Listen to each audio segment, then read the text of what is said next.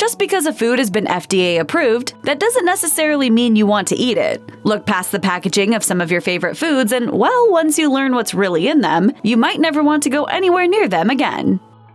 Worcestershire sauce is a must-have in many kitchens. But we're here to warn you that if you don't like fish, well, you might want to rethink that particular little bottle.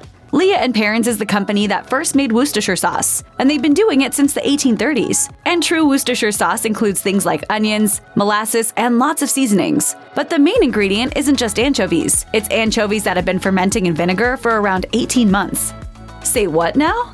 Worcestershire sauce happened when one of the early attempts by chemists, actually named Leah & Perrins, was so awful that they put it in the cellar and left it there, hoping to forget about it.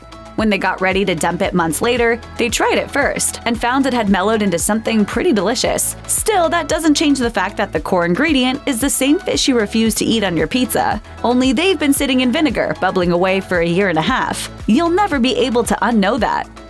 It might seem strange that we not only put both Marshmallows and Jell-O on this list, but put them on the list together. They're both childhood favorites after all. The stuff of summer afternoons and evenings around the campfire. Sure, they're delicious in a weird sort of way, but it turns out there's some seriously icky science behind what gives both of these sweet treats their distinctive texture. And that's gelatin. At one time, marshmallows were made from the marshmallow plant, but according to Scientific American, most commercial marshmallows are now made with gelatin, corn syrup, and sugar. Yum? Not exactly. As for Jello, that's got a ton of gelatin in it. Healthline calls it a gelatin-based dessert, and adds that yes, gelatin is the primary ingredient. So what is gelatin? It's an ingredient that's made by taking the hides and bones of pigs and cows, boiling them, then drying them. The resulting product is then treated with a substance that's either strongly acidic or a strong base. Then it's filtered to remove the collagen, or connective tissues. The collagen is dried and ground, and that's where gelatin comes from. Contrary to popular rumors, gelatin isn't made from animal hooves, but that doesn't really make it much better. That's my staple. No! Do not take it out. You have to eat it out of there, because there are starving people in the world, and which I hate.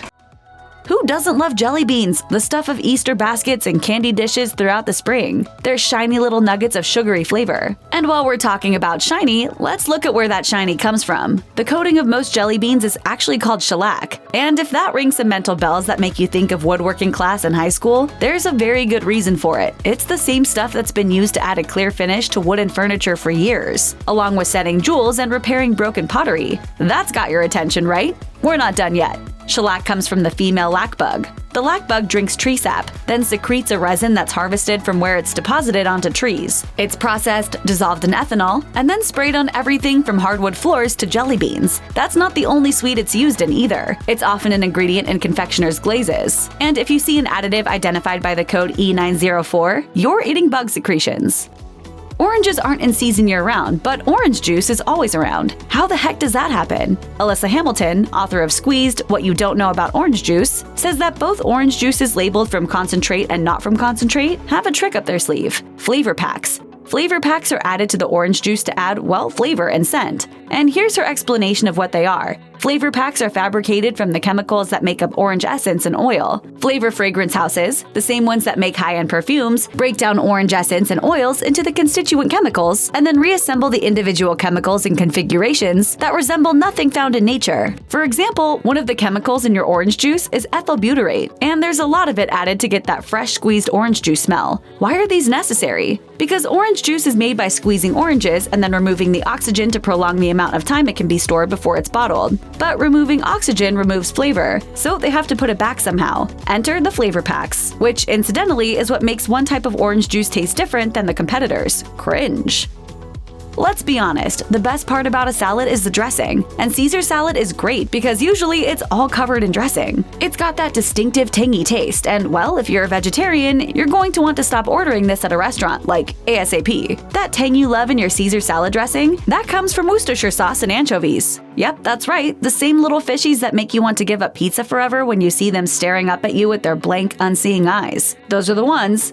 Even Kraft warns that their Caesar dressing comes with fish as a potential allergen, and in their case, it's in the form of anchovy paste. Martha Stewart's classic Caesar salad calls for 4 anchovy fillets. And as for the New York Times classic version, you guessed it, at least a few tablespoons of minced anchovies. And hey, more if you like. Yes, it's true. There's something in beer that's not only pretty gross, but that makes many brews completely unsuitable for vegetarians. The ingredient in question is called isinglass, and it's essentially a gelatin made from the swim bladder of fish. It's been used for a long time, since the 19th century, according to the BBC. It's basically added to beers to help clarify them, because everyone likes a clear, brightly colored pint, no matter what kind of beer you prefer. The bonus of using isinglass is that it doesn't change the taste or the smell of the beer. But that's little comfort to either vegetarians or people who like their beer fish-free. This is one thing that might be changing though, as brewers are looking for new, less icky methods of clarifying beer. Some new craft breweries are going out of their way to find new clarifying agents, including Irish moss. Vegetarians rejoice!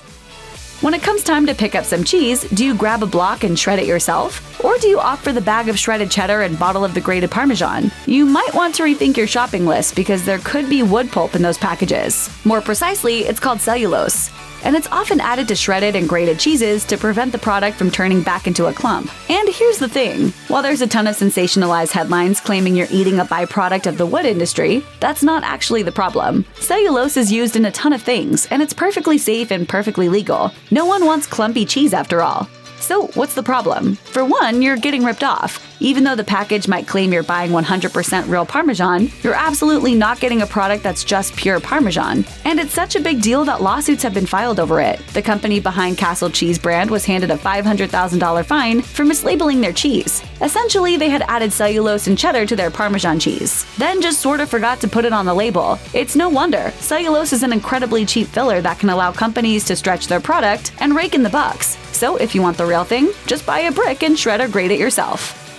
Wait, first shredded cheese and now just cheese? Sadly, yes. There's something gross that goes into making most cheeses too. And buckle up, because this is going to get surprisingly sad. In order to make cheese, cheesemakers have to get milk to coagulate into curd. According to the New England Cheesemaking Supply Co., that's usually done using an enzyme called rennet. And rennet comes from an enzyme which is only present in the lining of the stomach of a goat, lamb, or calf. But not any goat, lamb, or calf. It's only able to be harvested while the animal is still on an all-milk diet, which means they're young enough to still be nursing. The enzyme in question is what allows baby animals to digest their mother's milk. But the industry doesn't just slaughter babies wholesale for their rennet. It's usually harvested after the animal is slaughtered and sold for its meat, as a way of using as much of the animal as possible. There are different types of rennet out there, including vegetable, plant, and genetically engineered, but the FDA doesn't require cheesemakers to label their product with the type of rennet they use. Sure, everyone loves some cheese and crackers, but ew. Darren had the cheese touch.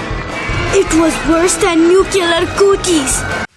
You might not think twice about grabbing a package of ground beef for Taco Tuesday, but you should know that there's a good chance it might have been treated with carbon monoxide. We all know how dangerous that is when it's in our homes, but what about when it's in our food? The carbon monoxide itself is actually harmless. It's such a small amount, but there's still a danger. It's used because it helps keep that bright red color, that color we associate with fresh meat, even after the meat has been exposed to oxygen, which could turn it gray. The problem is that it helps keep the color even well past the point where it's actually spoiled. And that means it's entirely possible you might pick up some old meat at the grocery store without ever knowing it thanks to that sneaky ingredient, and that's not okay. The technical term for it is modified atmosphere packaging, and many countries have banned the practice of using carbon monoxide because of its potentially misleading effects. And that's food for thought.